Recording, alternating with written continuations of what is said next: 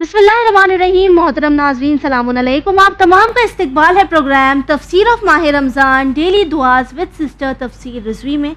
जैसे कि हम तमाम जानते हैं कि आज 23वीं रमज़ान है, शब कद्र का माहौल है। हमने कई सारी दुआएं की हैं और अहले बैत अतहार हमें कई मौक़ों पर कहते हैं कि इन रातों का हमें फ़ायदा उठाना चाहिए, हमें ज़्यादा से ज़्यादा दुआएं करनी चाहिए। तो आइए सबसे पहले बढ़ते हैं आज की दुआ की तिलावत और इसके मानी की तरफ। बिस्मिल्लाहिर्रहमानिर्रहीम। अल्लाहुम्मा अग़सिलनी फ़ीहि मिनज़्ज़ुनूब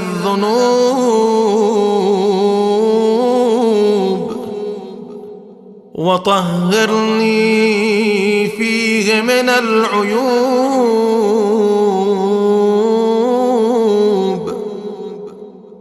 वम्तहिन क़ल्बी फ़ीहि बितक़वल क़ुलूब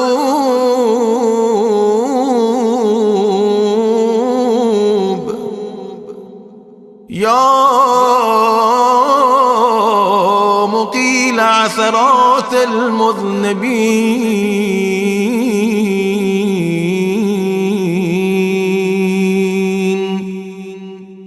ऐ अल्लाह, आज के दिन मेरे गुनाह बख्श दे और मुझे ऐबों से पाक कर दे। क़ुलूब की पाकीज़गी से मेरा इम्तिहान ले, ऐ गुनाहगारों के गुनाहों को मुआफ़ करने वाले। सिस्टर सलाम अलैकुम। वालेकुम सलाम वरहमतुल्लाहि वबरकातुहू। सिस्टर, ये नुज़ूल कुरान की रात है, कुरान की कहते हैं ना बरकतों की रात है। वहीं अगर हम आज की दुआ की तरफ नज़र डालें तो हमें ये पता चलता है कि हम अहले बैत हमें ये कह रहे हैं कि हमें अपने आप को गुनाहों से और उसके असरात से दूर करना है। तो अगर इसकी तफसीर में जाए तो क्या राज छुपा हुआ है, क्या मैसेज है? औज़ुबिल्लाहि मिनश्शैतानिर्रजीम, बिस्मिल्लाहिर्रहमानिर्रहीम, वबिही नस्तईन, वहुवा खैरुन नासिरिन व मुईन। देखिए, अगर आप शब कद्र की रात को देखें, वो भी 23वीं शब कद्र की रात, तो स्टैम्प तो लग चुका ना, मुक़द्दरात जब बनाए गए थे उस पर स्टैम्प तो लगाया जा चुका। लेकिन उसके बावजूद भी 23वीं माह रमज़ान को हम अल्लाह से कह रहे हैं कि खुदा तो हमारे गुनाहों को माफ़ कर दे और हमें बिल्कुल पाक कर दे, है ना। इसका मतलब ये है कि अभी माफ़ी के दरवाजे खुले हैं, बंद नहीं हुए हैं।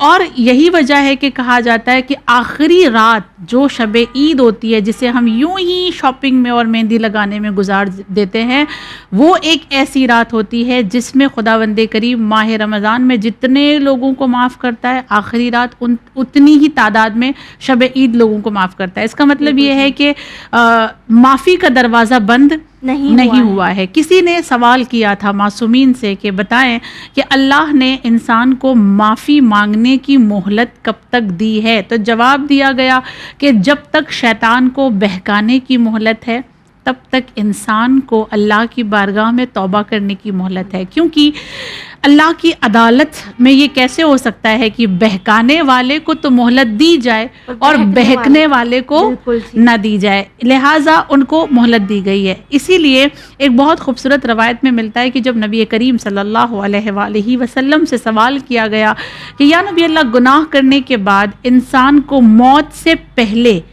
कितने वक्त पहले जो है माफ़ी मांगने की इजाज़त होती है या वो गुनाह से माफ़ी मांग कर पाक हो सकता है? तो नबी ने फरमाया कि उसके मौत से 1 साल पहले अगर वो माफ़ी मांग ले तो माफ़ हो जाएगा।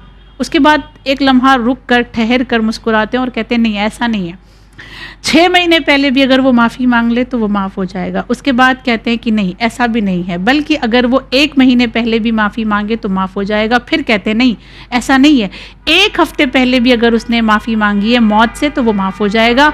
फिर फरमाते हैं कि नहीं, ऐसा नहीं है, अगर वो 1 दिन पहले भी माफ़ी मांगता है तब भी माफ़ हो जाएगा। फिर फरमाया ऐसा नहीं है, बल्कि 1 घंटे पहले भी अगर माफ़ी मांगता है तो वो माफ़ हो जाएगा। फिर फरमाया ऐसा नहीं है, बल्कि अगर मौत से वो कुछ लम्हे पहले, 1 घंटे में जितने लम्हे होते हैं उनमें से 1 लम्हा भी अगर बाकी है और वो उस 1 लम्हे भी में भी अगर माफ़ी मांगे तो अल्लाह उसे माफ़ करता है। अगर हमारे और आपके पास ऐसा गफूरुर रहीम रब है और ऐसा महीना जिसमें हम जिंदा हैं, تو یہ کتنا خوبصورت موقع ہے کہ ہم اللہ کو راضی کر لیں، اپنے گناہوں کو معاف کروا دیں، اور اس کے بعد ہم نے اللہ سے اس دعا میں تقوی مانگا ہے، خدا مجھے صاحبان تقوی میں شمار کرنا۔ صاحبان تقوی، تقوی کیا ہوتا ہے؟ تقوی انسان یہ کہے کہ پروردگار جی چاہتا ہے کہ میں اپنی آنکھوں کو نہ پھوڑ دوں،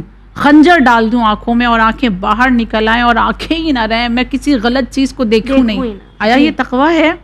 یہ تقوی نہیں ہے، یہ ایمان ہے، یہ محبت ہے، یہ اللہ کا عشق ہے، لیکن اسے تقوی نہیں کہا جائے گا۔ تقوی یہ ہے کہ آنکھیں ہیں پر مجھے گناہ نہیں کرنا لیکن ہے، ان آنکھوں کو گناہ کی جانب نہیں لے جانا ہے، یہ غلط چیزیں نہیں دیکھیں گی، یہ صرف انہی کو دیکھیں گی جس کو اللہ نے دیکھنے کی اجازت دی ہے، ان چیزوں کو کبھی نہیں دیکھیں گی جن کو دیکھنے سے اللہ نے منع کیا ہے۔ اگر یہ کوالٹی ماہ رمضان میں ہم نے اپنے اندر پیدا کر لی تو گویا ہم نے روزے کا حق ادا کیا اور ہم متقی بن گئے۔ جی ویورز، اگر ہم ماہ رمضان کا حق ادا کرنا چاہتے ہیں تو اس کی سب سے بڑی بات یہی ہے کہ اس ماہ میں ہم دیکھتے ہیں کہ ہم بہت کوشش کرتے ہیں اپنے آپ کو گناہوں سے دور کرنے کی، اور ہم کامیاب بھی ہوتے ہیں، ہم یہ کر پاتے ہیں۔ تو کوشش کریں کہ اپنے آپ کو گناہوں سے دور کریں، اللہ سے معافی مانگے، اور ایک بار پھر سے ماہ رمضان کے گزر جانے کے بعد بھی اسی راستے پر ٹکے رہیں، تبھی آپ کامیاب ہو پائیں گے۔ انشاءاللہ آپ سے کل ملاقات ہوگی، تب تک کے لیے ہمیں دیجیے اجازت۔ شکریہ۔